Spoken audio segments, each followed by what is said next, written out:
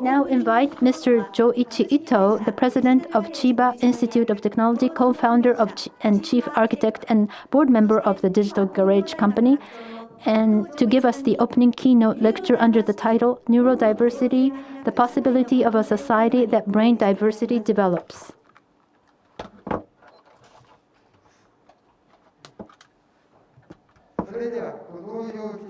So now I give the floor to Mr. Joi Ito.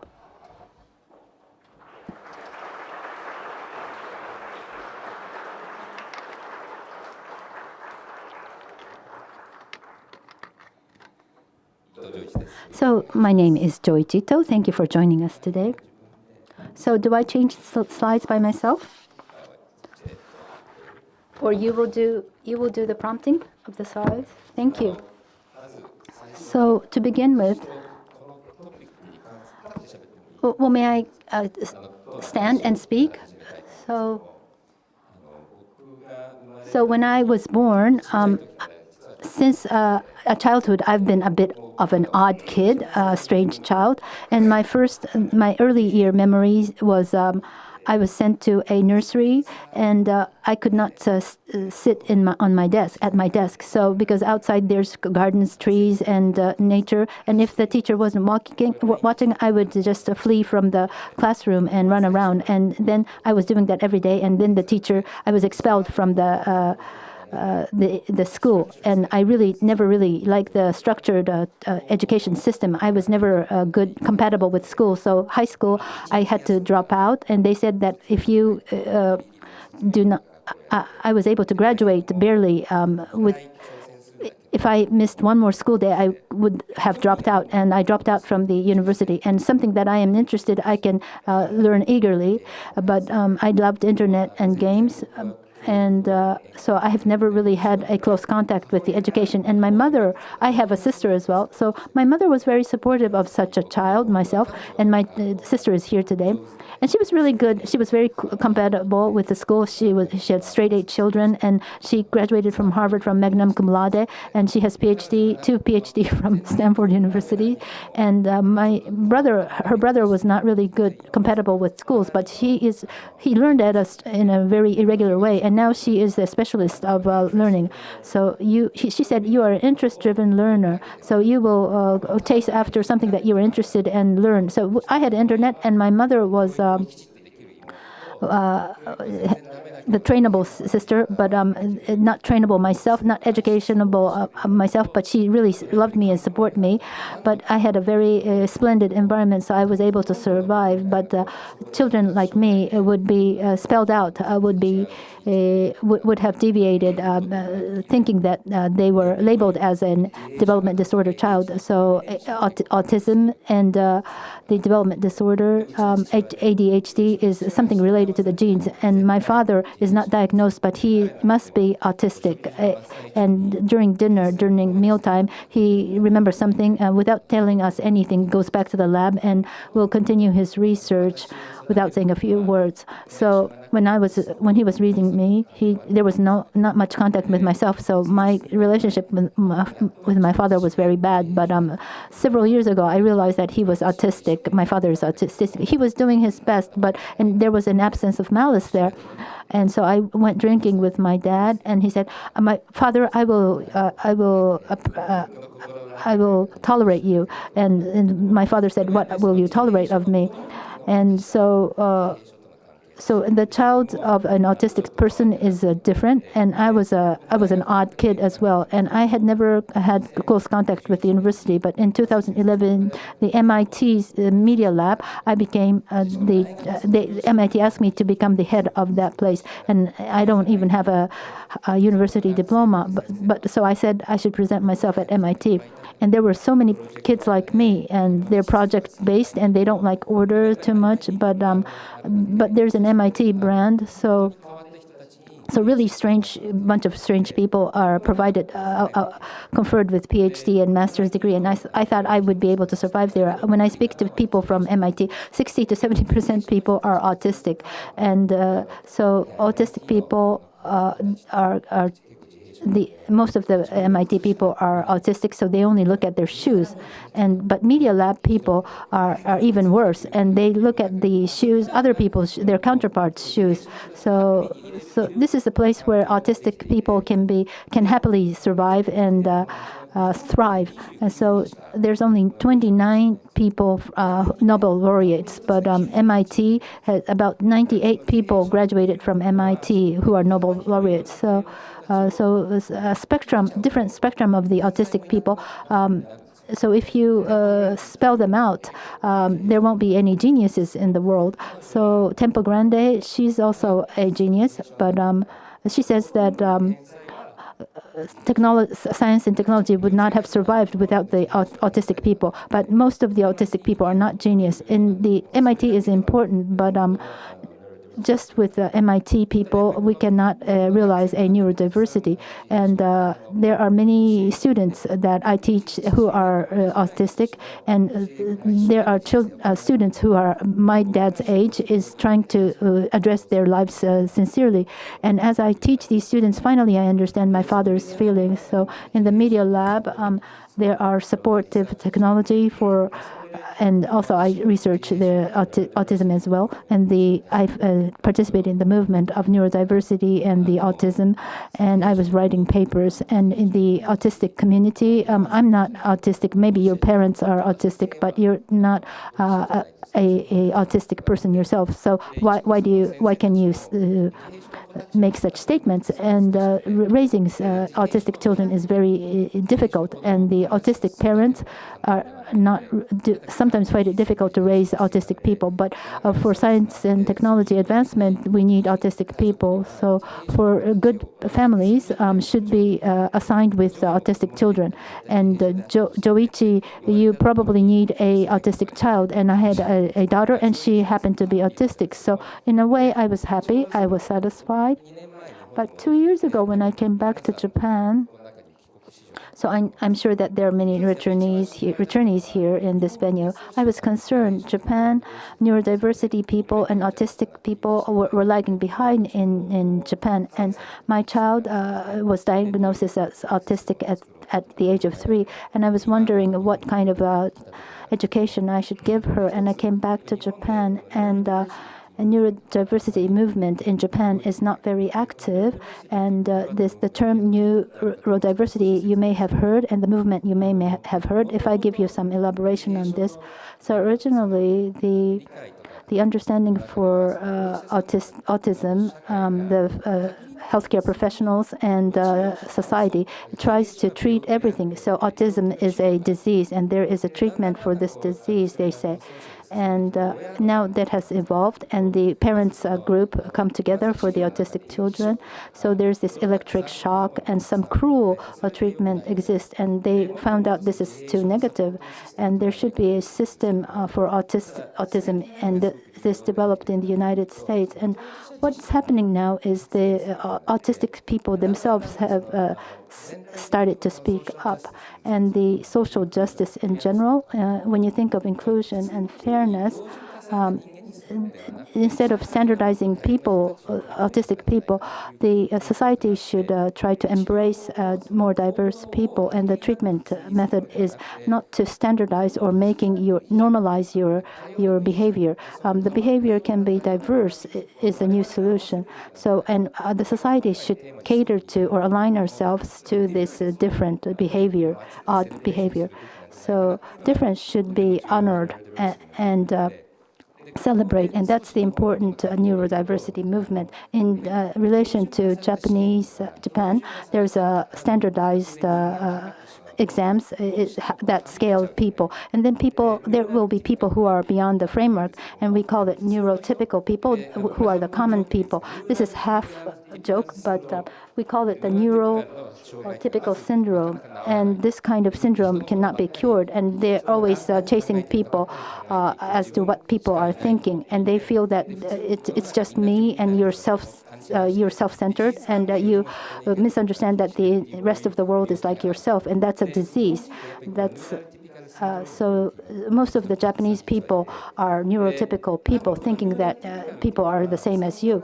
But in the Industrial Revolution, people were in this factory, and you had to behave similarly, and all the paid workers have to do the same thing. Then the standardized humans are significantly instrumental. But in the age of information with the robots and AI, and diversity is more important. And what's important in the neurodiversity is that human resource that is necessary in the society is not a standardized people, but people who are more neurodiverse is the most important part. So there's social movement, and also how the human resource should be developed is the key.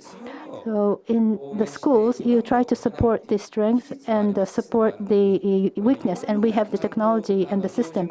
But unless the weakness is beyond some criteria, they just drive them out. And United Nations said that Japan singled out Japan, saying that Japanese society tried to eliminate the people with disabilities. So the beauty studies and the culture, only the standard humans are being chosen, and that's the weakness of Japan. So in that sense, neurodiversity is important. So hands-on community, I get along with this community. So in this movement, social impact becomes important. So personally, on the left-hand side, I have this awareness movements, and the hands-on also.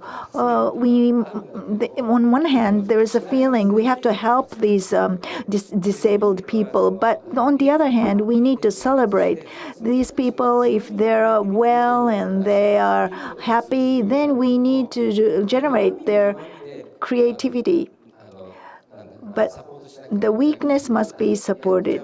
If we just focus on gifted people, of course, heroes are important, like Paralympic heroes, but there are a lot of people who cannot be heroes. They're left behind. 70% of people with autism, they tried suicide, and so they feel, okay, I'm not perfect, or I may be a burden to the parent. They have stigma.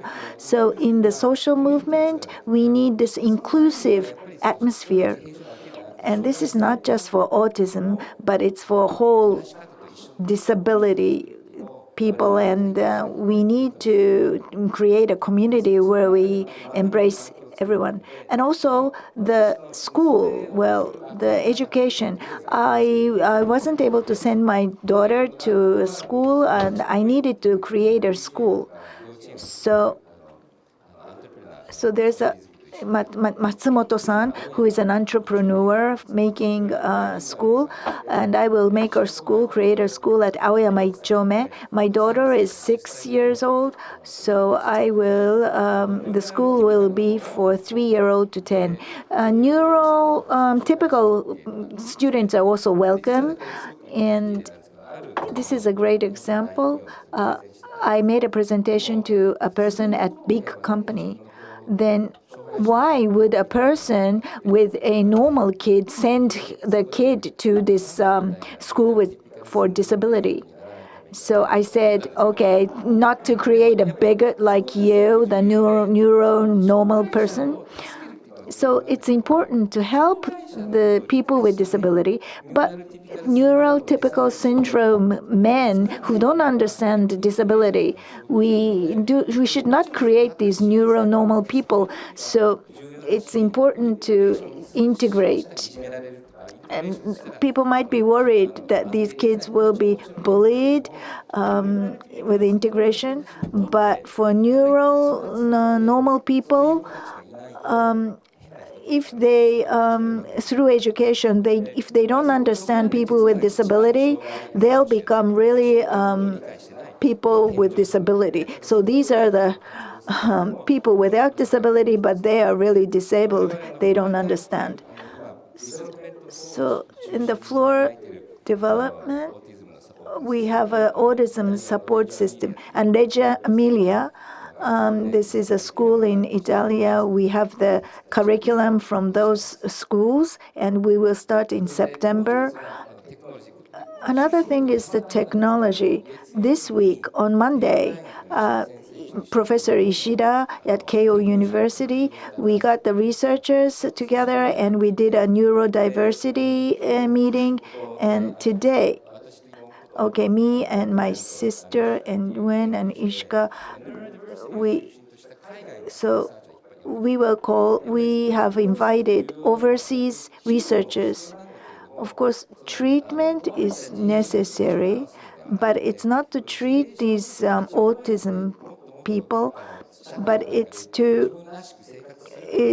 we have to design a society where these people with autism can really thrive. And these people, a lot of them are people with disability. And some organizations don't want to partner with organization headed by people with disability. Japan is becoming a bit like that, but the design process without person with a disability is not permitted anymore. And technology becomes important because it's not a technology to make these people normal. It's a technology to express people's feelings. And I want to involve Japanese researchers into this. So if everything goes well, next year, neurodiversity people and hands-on and Japanese researchers, I hope we can have an event attended by these people. So this is the Chiba Technology University that I work for, and one of the theme is that. So now we have AI, robots, and augmenting technologies. But to create differences is also important, and we have a technology that will support different diverse people. In Japan, the society is aging, and we are moving from manufacturing industry to contents. And in Tokyo, we have 200 Michelin star restaurants. We have about 4 times the more Michelin restaurants than to France. So, people are really perfectionist. People seem to be normal. The manga and the Japanese cooking that really is so well received overseas is done by people who really stick to things they are. So the overseas culture and Japanese people who understand Japanese culture, we want this international community to really can really help Japan and save Japan. So that's what I want to do. Thank you so much, Ito-san. So let's move on to Q&A. Okay, so from NPO hands-on, we have Jesper Call. Joi, 大変 passionate, 大変 inspirational. Well, that was an inspirational, that was very passionate talk. Neuro non-typical? So, Joi, you have your own experience. 2 or 3 years ago, you came back to Japan. So, what do you think? What is your impression of Japan? Japan is an island country, and everybody does everything, and it's almost fascism. The people are just thinking of normal things. What is your trigger point for this taking on this movement? The young people, I think they've changed. And this inclusion thing, people were just talking about inclusion, but gender thing and hands-on also, they are really into inclusion. They sincerely want to have inclusion. But the system itself is old, so I feel like this movement is going on and really to explode, but now is the time to do this. So there's a generation gap in this issue. In the high growth area, Showa era, everybody wanted number one, but with the collapse of Japanese economy, people thought, well, the younger people are different. So is there friction between the two generations? The younger people, they are tracking the social movements abroad. They understand it. However, I think what's important is if you look at Japanese history, we have some homogeneous society, but on the other hand, in Japanese tea ceremony, you say we only have one chance, we have to embrace this one chance. And sometimes we have some orders, but the artists, they could be creative, but salaried workers cannot be creative. So, according to the class, you could be diverse, you can have diversity. In Edo period, you had kurumaza, and that embraced diversity. There was such a system. So now with this big companies competing with foreign companies, now the remaining diversity was squeezed out, but the contents business have some diversity, and these people in culture, they are diverse. You've made it because you are belong to one of the diverse people. No, I'm normal. Ask my wife.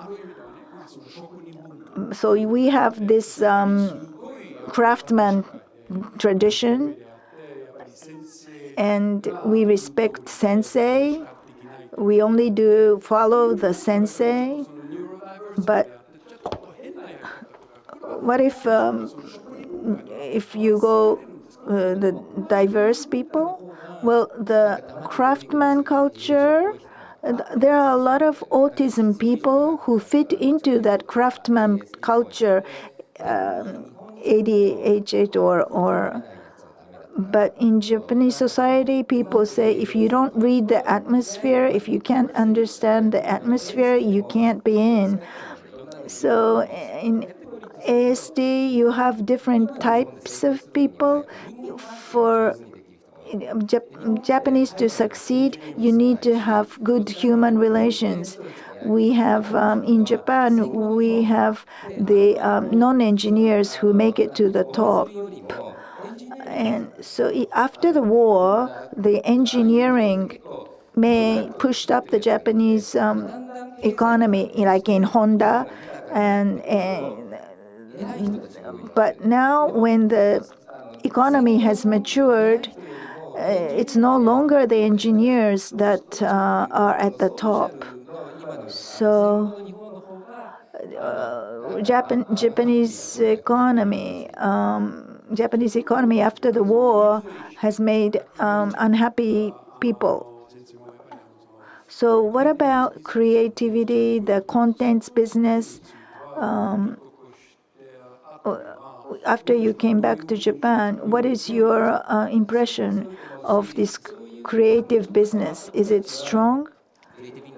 The strange or non-conformity people go to creative industry.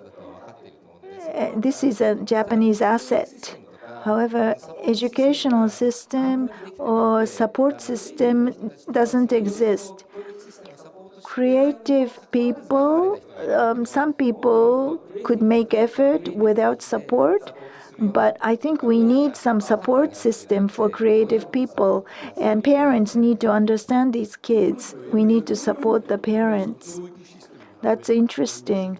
We often talk about the educational system. The educational system is not good. But on the demand side, like Keidanren companies, the established companies, are there creative people there? Do they want creative people as their employees?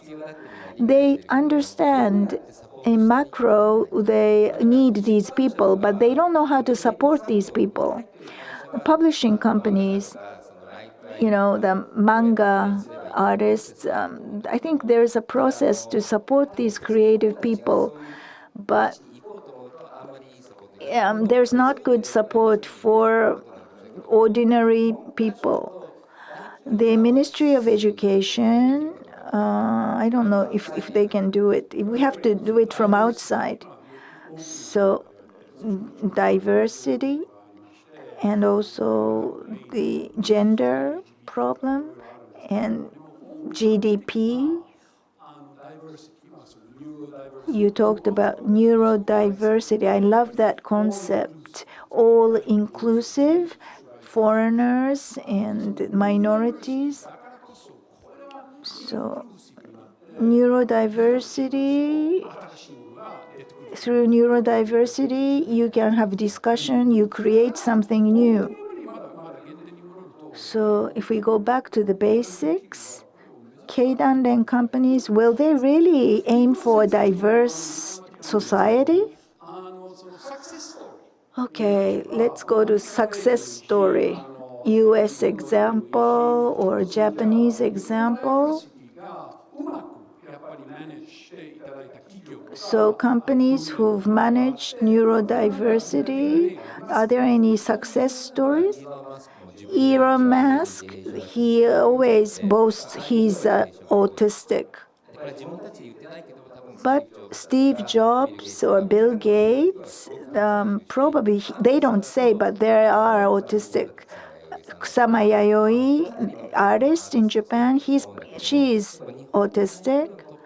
But Japanese big companies, well, there are some autistic people in IT companies, but those people who are hikikomori, they don't become the manager of a company, so they cannot become a role model. We must make role models. We need support for them. So why don't you?